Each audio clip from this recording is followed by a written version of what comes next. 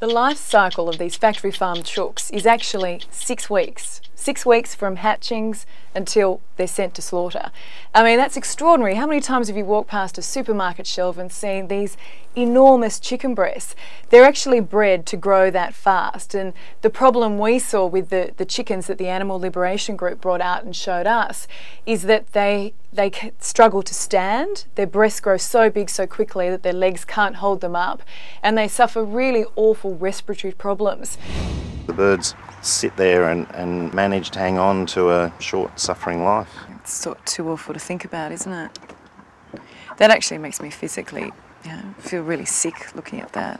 It's just horrible. Yeah. Far too many people aren't aware that this is what happens in order that they get chicken meat to buy at the supermarket.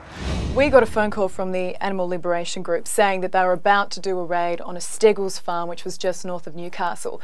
So we met them there, they put on their biosecurity suits, and I mean, we were about half a kilometre away from the actual farm, and standing on the road, 60 Minutes crew, we didn't go in with them, we could actually smell these sheds, and the ammonia was just overwhelming. And the reason is that once they're thrown into that shed, for 6 weeks, it's not cleaned out. So they're basically walking around on their own feces. The floor is really, really damp, and that's what sort of causes that horrendous smell.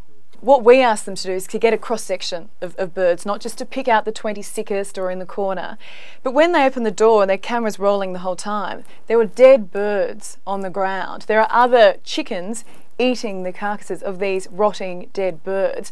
The biggest frustration with this story is getting anyone from the industry or any of these companies to actually talk to us on camera. So the industry group, which is the Australian Chicken Meat Federation, they wouldn't do an interview with us. Steggles wouldn't comment, and their parent group is BIADA. And that has been a big problem with this industry, is they're self-regulating, and so they really operate behind closed doors, and that's why these animal liberation groups have to do what they do, which is to sneak in, trespass, to get vision of what's happening inside these sheds so they can tell the world.